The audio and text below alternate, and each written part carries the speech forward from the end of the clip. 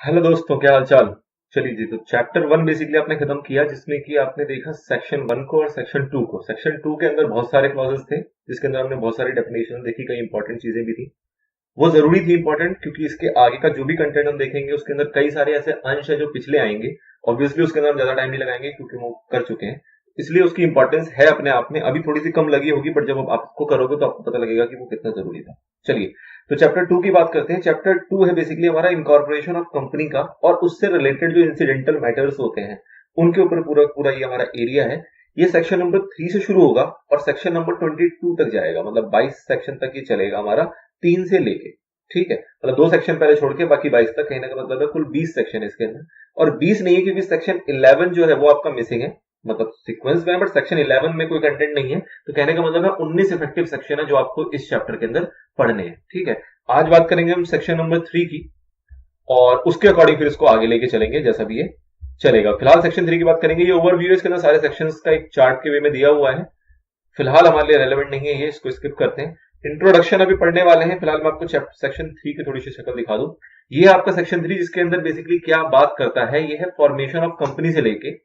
दो सेक्शन है जो कि सिमिलर लगते हैं, एक है फॉर्मेशन ऑफ कंपनी और दूसरा आएगा इनकॉर्पोरेशन ऑफ कंपनी। दोनों में डिफरेंस समझना है। फॉर्मेशन ऑफ कंपनी जो है वो बेसिक रिक्वायरमेंट बनाता है कि अगर आपको कंपनी स्टार्ट करनी है तो क्या बेसिक रिक्वायरमेंट्स होनी चाहिए स्टार्ट करने से पहले। एंड इनकॉर्पोरेशन ऑफ कंपनी आपको स्टेप्स बताता है, प्रोसीजर्स बताता है कि क्या प्रोसीजर्स है जिसके तहत आप अपनी कंपनी को इनकॉर्पोरेट करोगे, मतलब रजिस्टर्ड करोगे, स्टार्ट करोगे। ठीक है ना, तो ये दोनों सेक्शन अलग है। सेक्शन नंबर 3 है आपका फॉर्मेशन के ऊपर, और सेक्शन नंबर 7 है आपका इनकॉर्पोरेशन ऑफ कंपनी के ऊपर। ठीक है, चलिए थोड़ा सा इसके ऊपर बेसिक कुछ चर्चा है, इसको देखते हुए फिर 3 पे आते हैं। क्या कह रहा है, ये बातें आपको सारी पता है, बस ये सारी बातें पता है, बस एक बार देख रहे हैं क्या कह रहा है। जो कंपनी है वो सेपरेट लीगल एंटिटी होती है, पता है आपको, परपेचुअल सक्सेशन के साथ स्टार्ट होती है और for a lawful purpose start होती है। जो कंपनी को स्टार्ट करते हैं, जो लोग इसमें शामिल होते हैं कंपनी को प्रमोट करने के लिए, उनको हम प्रमोटर्स कहते हैं। बेसिकली प्रमोटर्स कौन होते हैं, जो कंपनी को स्टार्ट करने के लिए जो भी नेसेसरी स्टेप्स होते हैं वो लेते हैं। उसके प्रोस्पेक्टस तैयार करवाना, उसके एमओए तैयार करना, उसका रजिस्ट्रेशन करवाना, ये सारी एक्टिविटीज में जो लोग लगे होते हैं वो बेसिकली हमारे क्या कहलाते हैं, प्रमोटर्स, जिसको हमने देखा था सेक्शन नंबर 2 क्लॉज 69 के अंदर। कौन थे बेसिकली वहां पे प्रमोटर्स, तो जिसका नाम प्रोस्पेक्टस में लिखा है और या फिर उसको आइडेंटिफाई किया जाता है हमारे एनुअल रिटर्न में, जो कि सेक्शन नंबर 92 के तहत फाइल करते हैं। आपको दो सेक्शन याद हो जानी चाहिए, 92 और 137, जो कि कहीं ना कहीं रिटर्न फाइलिंग से रिलेटेड है, जो कि पीछे भी कई बार आया, आगे भी आएगा, आज वाले वीडियो में भी आ सकता है। चलिए, तो नंबर 1, जिसका प्रोस्पेक्टस में नाम है या फिर आइडेंटिफाई किया जा रहा है, उसको एनुअल रिटर्न जब हम फाइल करते हैं तो उसका नाम वहां मेंशन कर रहे हैं, तो वो हमारा प्रमोटर है। दूसरा, कि जो कि कंट्रोल करता है हमारे अफेयर्स को, मतलब जो हमारी कंपनी के अफेयर्स होंगे उनको वो कंट्रोल करेगा, चाहे डायरेक्टली करे चाहे इनडायरेक्टली करे। वो हमारा शेयर होल्डर भी हो सकता है, मतलब एक प्रमोटर जो है वो कोई शेयर होल्डर है, वो प्रमोटर भी हो सकता है। डायरेक्टर है वो प्रमोटर भी हो सकता है, या फिर other than share holder director कोई अदर पर्सन भी हमारा प्रमोटर हो सकता है। Basically the person who is controlling the affairs of the company, whether directly और इनडायरेक्टली। एंड लास्ट आता है आपका कि जिसकी एडवाइस, डायरेक्शन या इंस्ट्रक्शन, ये 3 वर्ड आपने पीछे भी देखे हैं, एडवाइस, डायरेक्शन या फिर इंस्ट्रक्शन के तहत हमारा जो बोर्ड ऑफ डायरेक्टर्स है, मतलब डायरेक्टर का समूह जो है वो काम कर रहा है, मतलब उनकी डायरेक्शन, उनकी एडवाइस लेने के बाद ही हमारा बोर्ड ऑफ डायरेक्टर जो है वो एक्टिविटी परफॉर्म कर रहा है। तो वो पर्सन जिसकी एडवाइस ली जा रही है, जिसके इंस्ट्रक्शंस लिए जा रहे हैं, जिसके डायरेक्शंस लिए जा रहे हैं, वो भी हमारा क्या कहलाता है, प्रमोटर कहलाता है। जब भी हमने ऐसी बात देखी तो हमने ध्यान दिया कि अगर ये एडवाइस, डायरेक्शन या इंस्ट्रक्शन किसी प्रोफेशनल कैपेसिटी में कोई बंदा दे रहा है तो वो प्रमोटर में काउंट नहीं होगा। ये आपने पीछे देखा है कि अगर प्रोफेशनल कैपेसिटी के अंदर कोई देता है, सपोज करे कोई आपका बैंकर है, कोई सीए है, कोई सीएस है, या कोई ऐसा और प्रोफेशनल है जो आपको कोई एडवाइस दे रहा है, कोई आर्किटेक्ट है, सॉलिसिटर है, कोई भी ऐसा पर्सन, तो वो हमारा प्रमोटर में काउंट नहीं होता। ऑल्दो वो एडवाइस, डायरेक्शन, इंस्ट्रक्शन के अकॉर्डिंग बोर्ड ऑफ डायरेक्टर हमारा काम कर रहा है, लेकिन वो प्रमोटर की डेफिनेशन में कवर नहीं होता। तो ये हमने पिछली बातें हैं जो आपने देखी हुई थी, ये बेसिकली इंट्रोडक्शन था पूरे चैप्टर 2 का। ठीक है, अब इन्होंने बात करी कि प्रमोटर जो हमारा वो इनकॉर्पोरेशन के ऊपर सारी एक्टिविटी करता है, स्टार्ट करने के ऊपर रिस्पॉन्सिबल प्रमोटर होता है। तो अब पहला सेक्शन इंट्रोड्यूस होता है आपका, section number 3, which is on formation की, मतलब जो कंपनी हम स्टार्ट करेंगे तो क्या बेसिक रिक्वायरमेंट्स हमारी होंगी।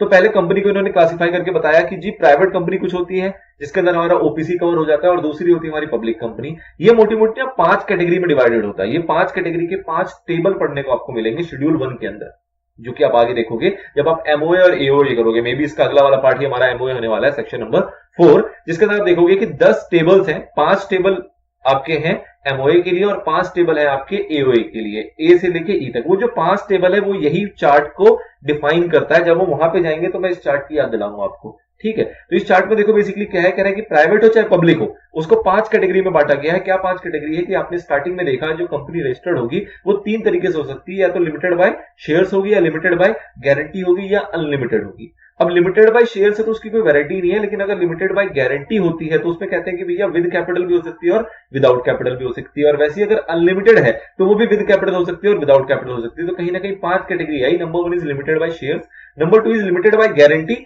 With capital, number 3 without capital, number 4 unlimited with capital, and number 5 without capital. तो यही 5 कैटेगरी आपकी प्राइवेट कंपनी में भी चलती है और यही 5 कैटेगरी आपकी पब्लिक कंपनी में चलती है। बेसिकली आप कौन सी कंपनी इनकॉर्पोरेट कर रहे हो आपको अपने एमओए में मेंशन करना होता है कि जो हमारा एमओए है वो कौन सा है, लिमिटेड बाय शेयर्स है, limited by guarantee with capital है, limited by guarantee without capital है। तो इसकी शेड्यूल 1 के अंदर चर्चा होती है। तो ये बेसिकली उन्होंने टाइप्स को ब्रॉडली क्लासिफाई करके दिखा दिया एक चार्ट के थ्रू, ठीक है।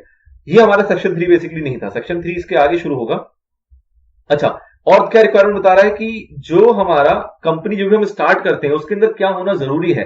तो वो जो कंपनी है हमारी, चाहे लिमिटेड बाय शेयर्स हो, चाहे गारंटी हो, चाहे अनलिमिटेड हो, वो जो भी कंपनी होगी उसके अंदर आपने एक चीज सुनी होगी कि मतलब कोई भी कंपनी जो है वो क्लासिफाई इन्हीं 3 कैटेगरी के अंदर होगा। लेकिन इसका एक एक्सेप्शन है। क्या एक्सेप्शन है कि जो हमारी आईएफएससी कंपनी होती है, देखो 1 और 2 के अंदर इसका नोट दिया हुआ है। 1 और 2 में जरा एक बार आ जाते हैं। जो हमारी आईएफएससी कंपनी होती है, मैंने पीछे चर्चा की थी आईएफएससी कौन सी होती है। आईएफएससी का बेसिकली मतलब क्या था, इंटरनेशनल फाइनेंशियल सर्विस सेंटर जो होती है, जो कि इंडिया में ऑपरेट करती है इंटरनेशनल वे में काम करने के लिए। तो ये अगर कोई कंपनी है तो इस टाइप की जो कंपनी है वो सिर्फ क्या हो सकती है, लिमिटेड बाय शेयर्स ही हो सकती है, लिमिटेड बाय गारंटी या अनलिमिटेड नहीं हो सकती। मतलब इस टाइप की कंपनी जो होगी वो लिमिटेड बाय शेयर्स ही होगी, नंबर 1।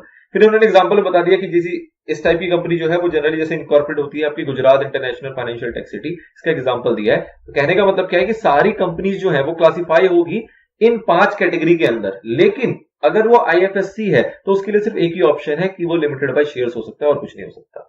फिर इन्होंने क्या क्लासिफिकेशन दी है कि आप यहां पे इसकी वजह से चर्चा होनी नहीं चाहिए थी, बट स्टिल सुन लो, आपको पता होगा कि कोई भी कंपनी जो इनकॉर्पोरेट होती है उसको अपना सफिक्स यूज करना होता है। मतलब अपने नाम के अंत में लगाना होता है क्या, या तो प्राइवेट लिमिटेड या फिर लिमिटेड। अगर वो पब्लिक कंपनी है तो उसको लिमिटेड वर्ड यूज करना पड़ेगा, अगर वो प्राइवेट लिमिटेड कंपनी है तो उसको प्राइवेट लिमिटेड वर्ड यूज करना पड़ेगा, अगर ओपीसी होता है तो ओपीसी प्राइवेट लिमिटेड यूज करना पड़ता है। ये एक जनरल क्राइटेरिया है, इसकी चर्चा वैसे बाद में आनी चाहिए थी। फिर उन्होंने यहाँ पे एक नोट डाल के बताया कि अगर गवर्नमेंट कंपनी होती है तो गवर्नमेंट कंपनी को प्राइवेट लिमिटेड या लिमिटेड लगाना कोई रिक्वायर्ड नहीं होता, मतलब उनके लिए वो मैंडेटरी नहीं है। इन्होंने सिर्फ गवर्नमेंट कंपनी की जिक्र की है। आगे इसका जिक्र आएगा कि अगर सेक्शन 8 कंपनी होती है, सेक्शन 8 कंपनी की आपकी चर्चा के ऊपर एक बकायदा सेक्शन है, ऑल्दो आपका बेसिक पता होना चाहिए। सेक्शन 8 कंपनी का मतलब होता है वो कंपनीज जो कि not for profit making operate करती है। वो कंपनी जो प्रॉफिट मेकिंग के लिए काम नहीं करती है वो अपना रजिस्ट्रेशन कराती है सेक्शन 8 के लिए, और वैसी कंपनीज को भी प्राइवेट लिमिटेड या लिमिटेड का सफिक्स लगाना मैंडेटरी नहीं होता, उन्हें भी छूट दी हुई है। दोनों के लिए शर्त क्या है कि इनकी जो फाइलिंग है वो उसमें कोई डिफॉल्ट नहीं होना चाहिए। फाइलिंग कौन सी, तो जब भी फाइलिंग की जिक्र आएगी तो आपको 2 सेक्शन याद आने चाहिए। सेक्शन नंबर 92 जो की बात करता है एनुअल रिटर्न की, और सेक्शन नंबर 137 जो की बात करता है फाइनेंशियल स्टेटमेंट की फाइलिंग की। तो ये दोनों फाइलिंग के अंदर डिफॉल्ट नहीं होगा तो इनको एक छूट दी जाती है कि आप अपने नाम के अंदर ये 2 वर्ड चाहे तो लगाओ चाहे तो ना लगाओ, मतलब आपके लिए मैंडेटरी नहीं है, ठीक है। तो ये गवर्नमेंट कंपनी का एक्सेप्शन है, ऑल्दो ये बाद में आना चाहिए था बट इन्होंने यहाँ था तो मैंने जिक्र कर दिया। नाउ अब स्टार्ट होता है आपका सेक्शन नंबर 3 प्रॉपर वे में। सेक्शन 3 क्या कह रहा है कि सेक्शन नंबर 3 जो है वो बेसिक रिक्वायरमेंट की चर्चा करता है। बेसिक रिक्वायरमेंट का मतलब क्या हुआ कि अगर आपको पब्लिक कंपनी इनकॉर्पोरेट करना है तो आपके पास कम से कम कितने पर्सन होने चाहिए एज अ मेंबर, 7 या उससे ज्यादा, मिनिमम 7 या उससे ज्यादा होनी चाहिए। This is your basic requirement. आप पब्लिक कंपनी खोलने जा रहे हो तो आपको पहले पता तो हो कि आपके पास मेंबर्स कितने हैं। 7 बंदे हैं तभी तो पब्लिक कंपनी स्टार्ट करोगे, तो नंबर 1। नंबर 2, अगर आप प्राइवेट कंपनी की बात करें तो उसके इसमें आपको कितने बंदे चाहिए, 2 या उससे ज्यादा। और अगर ओपीसी की बात करें तो उसके अंदर कितने चाहिए आपको, 1 या उससे ज्यादा, ठीक है। तो 3 बेसिक रिक्वायरमेंट इन्होंने बता दी। फिर साथ में ओपीसी के लिए क्या शर्तें होती है कि भैया ओपीसी आप स्टार्ट करोगे तो उसके अंदर आपको 1 पर्सन तो चाहिए for the purpose of membership, but एक बंदा और चाहिए जिसको हम कहते हैं नॉमिनी। मतलब कि ओपीसी के अंदर हम कहते हैं कि 1 पर्सन कंपनी एक बंदा ऑपरेट कर सकता है, लेकिन उसको एक बंदा और चाहिए होता है जिसको हम कहते हैं नॉमिनी, जो कि वो अपना एमओए के अंदर उसका नाम मेंशन करता है नॉमिनी का, कि इन केस जो वो 1 पर्सन कंपनी का मेन मेंबर है उसकी अगर डेथ हो जाती है या फिर वो इनकैपेबल हो जाता है कॉन्ट्रैक्ट के लिए, इनकैपेसिटी ऑफ कॉन्ट्रैक्ट हो जाती है, तो वो नॉमिनी जो है वो एज अ मेंबर परफॉर्म करेगा, ठीक है ना। तो ये क्या होना जरूरी है कि अगर आप ओबीसी बनाते हो तो आप अकेले कंपनी इनकॉर्पोरेट कर लोगे, लेकिन अपने एमओए के अंदर एक पर्सन का और नाम मेंशन करोगे जिसको हम नॉमिनी बोलते हैं, जो कि तब एक्टिव हो जाएगा जब जो मेन पर्सन होगा उसकी डेथ या वो इनकेपेबल टू कॉन्ट्रैक्ट हो जाता है। तो ठीक है। अच्छा, और ध्यान क्या देना है कि ऑब्वियसली बात है, अगर आप किसी को नॉमिनी बना रहे हैं तो उसके लिए उसकी क्या लेनी पड़ेगी, हमें प्रायर कंसेंट। कंसेंट लेके किसी को नॉमिनी बनाया जाएगा। नंबर 2, क्या जिसको नॉमिनी बना दिया वो हट सकता है? कभी नहीं हट सकता। तो वो जब चाहे तब वो अपना नॉमिनी जो उसका है वो उसको विड्रॉ कर सकता है, मतलब वो नॉमिनी के पद से हट सकता है। क्या मेंबर जो है वो उस नॉमिनी को हटा सकता है कि नहीं हटा सकता? तो वो जब चाहे उस नॉमिनी को चेंज कर सकता है। और ये सारी जो चेंजेस होंगी, चाहे वो नॉमिनी अपने एंड से करे या मेंबर अपने एंड से करे, ये सारी की सारी चेंजेस जो होती है ये आपका अल्टरेशन नहीं कहलाता। एक आप सेगमेंट और देखने वाले हो, अल्टरेशन ऑफ एमओए। अभी आप एमओए और देखने वाले हो। बेसिकली एमओए बात करेगा कि क्या क्या हरकतें होती हैं, फिर अल्टरेशन में बात करेगा कि उस एमओए के अंदर अगर आपको चेंजेस करने होंगे तो उसके क्या क्या विधि विधान होते हैं। तो बेसिकली क्या है कि वो चीजें इसके ऊपर अट्रैक्ट नहीं होती, मतलब कि अगर आप नॉमिनी के अंदर चेंजेस करते हो तो उसके अंदर अल्टरेशन ऑफ एमओए नहीं माना जाता। चलिए, अब ये था पूरा पूरा आपका सेक्शन 3। एक सेक्शन के अंदर और इंट्रोड्यूस होगा, section number 3A, which is again very very important, अभी आएगा। ये अब एब्स्ट्रैक्ट में बेसिकली उसी को एलैबोरेट किया गया है। तो जी आपने कंपनी खोली है लॉफुल पर्पस के लिए, पब्लिक कंपनी के लिए 7 या उससे अधिक, प्राइवेट के लिए 2 या उससे अधिक, ओपीसी के लिए 1 या उससे अधिक। प्रोवाइडेड क्या है कि आपको इंडिकेट करना पड़ेगा एक नाम भी, जो किसका होगा, नॉमिनी का, जिसके लिए ऑब्वियसली बात आपको प्रायर कंसेंट लेनी पड़ेगी रिटर्न में कि हाँ जी मैं इनका नॉमिनी, इस कंपनी का नॉमिनी बनने के लिए तैयार हूं। जो कि बेसिकली कब काम करेगा, जबकि किसकी डेथ हो जाएगी, आपके जो मेन सब्सक्राइबर होगा, जो मेन मेंबर होगा, उसकी डेथ होने के बाद वो बंदा एक्टिव हो जाएगा, वो उसका मेंबर कहलाएगा। अच्छा जी, जो हमारा नॉमिनी जिसको बनाया गया वो चाहे तो विड्रॉ कर सकता है अपने कंसेंट को, ये बात आपसे चर्चा हो गई है। आप चाहो तो कभी उस बंदे को चेंज कर सकते हो, ये भी चर्चा हो गई है। ऑब्वियस सी बात है कि अगर आप चेंजेस करोगे तो जो मेंबर चेंज कर रहा है वो उसकी इंटीमेशन किसको देगा, कंपनी को देगा, और कंपनी उसकी इंटीमेशन किसको देगी, रजिस्ट्रार को देगी। ये आपको स्ट्रक्चर और समझना पड़ेगा एक, कि कंपनी जो है, कंपनी के अंदर एक मेंबर होता है जो कि बेसिकली काम कर रहा होता है, जो उसका ऑथराइज पर्सन है, और वो कंपनी के अंदर जो भी चेंजेस होते हैं वो करता है। ठीक है, बाय रेजोल्यूशन वो उसको इंटीमेट करेगा किसको, हमारी कंपनी को, और कंपनी को जो भी उसके अंदर हरकतें हुई हैं, ऑल्दो इसको हम अल्टरेशन नहीं कह रहे, लेकिन वो हरकतों की इंफॉर्मेशन रजिस्ट्रार को देनी पड़ती है। रजिस्ट्रार कौन होता है हमारा, जो बेसिकली सेंट्रल गवर्नमेंट द्वारा ऑथराइज्ड है, जिसको की सारी एक्टिविटी की पावर दी गई है कंपनी इनकॉर्पोरेशन या उसकी मॉडिफिकेशन से रिलेटेड। तो जो भी ऐसी कंपनी में हरकतें होती है तो उसकी इंटीमेशन देना अनिवार्य है, किसको, रजिस्ट्रार को। ठीक है, तो ये वाला सेकंड बता दिया कि जब चेंजेस ऐसा किया जाएगा तो जो मेंबर है जिसने वो चेंजेस किया, जो वो इकलौता मेंबर है, वो इंटीमेट करेगा कंपनी को, और लेटर ऑन कंपनी इंटीमेट करेगी किसको, रजिस्ट्रार को। ऑब्वियस बात है, इस इंटीमेशन के प्रोसेस में जो प्रिस्क्राइब फॉर्म होगा वो यूज किया जाएगा, जो प्रिस्क्राइब टाइम होगा वो यूज किया जाएगा, और जो प्रिस्क्राइब मैनर होगा वो यूज किया जाएगा। ये चीज को आपको यूज करना है पूरे, कभी भी कोई आंसर लिखते वक्त, कभी भी फॉर्म की बात करें, प्रिस्क्राइब फॉर्म, किस time to within prescribe time, किस तरीके से, किस मैनर में, तो प्रिस्क्राइब मैनर में। ये प्रिस्क्राइब वर्ड यूज करना होता है क्योंकि हर किसी का एक अपना अपना फॉर्म है, हर किसी की अपनी अपनी टाइम ड्यूरेशन है, और हर किसी का अपना अपना एक तरीका है इंटीमेशन का। तो वो आपके तरीके आपके अंदर कवर नहीं होते फिलहाल एक्ट के अंदर, तो वहां पर यूज किया जाता है प्रिस्क्राइब वर्ड। ठीक है, कि जो भी प्रिस्क्राइब किया गया है, जो कि चेंज भी होते रहते। चलिए जी, फिर आगे कह रहा है प्रोवाइडेड दैट कि ये जो चेंजेस होते हैं इसको हम अल्टरेशन नहीं कहते। ये भी आपको पता लग गया। कंपनी जो भी फॉर्म होगी वो किस तरीके से हो सकती है, तो या तो वो शेयर्स होगी, या तो गारंटी होगी, अनलिमिटेड होगी। ये सारी चर्चा थी जो ऊपर का एक्सट्रैक्ट आपको यहाँ पे समझाया दिया गया। फिर बात करते हैं सेक्शन 3A की। सेक्शन 3A बहुत इंटरेस्टिंग और बहुत इंपॉर्टेंट भी है अपने आप में एक पैराग्राफ। ये बेसिकली क्या बात कर रहा है कि सपोज करो कि अभी आपने देखी बेसिक रिक्वायरमेंट है कि मिनिमम नंबर ऑफ मेंबर्स इतने इतने होने चाहिए, 7, 2 या 1। सपोज करते हैं कोई पब्लिक लिमिटेड कंपनी है जिसके 7 मेंबर होने चाहिए थे, 7 मेंबर से उन्होंने उसको इनकॉर्पोरेट किया, और लेटर ऑन जाके पता लगा कि एक मेंबर की डेथ हो गई, या वो इनकेपेबल हो गया, मतलब कुछ भी उसको प्रॉब्लम आ गई, पागल हो गया, कुछ भी हो गया ऐसा। ठीक है ना। तो इस केस में क्या हुआ कि उसका जो मिनिमम रिक्वायरमेंट थी वो 7 से घट के कितने पे आ गया, 6 पे आ गया। तो क्या अब वो 6 पे काम कर सकती है?